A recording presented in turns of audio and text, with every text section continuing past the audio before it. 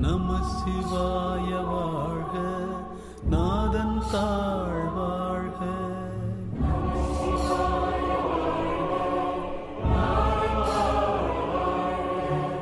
இமைப்பொழுதும் என் நெஞ்சில் நீங்காதா தாழ் வாழ்க.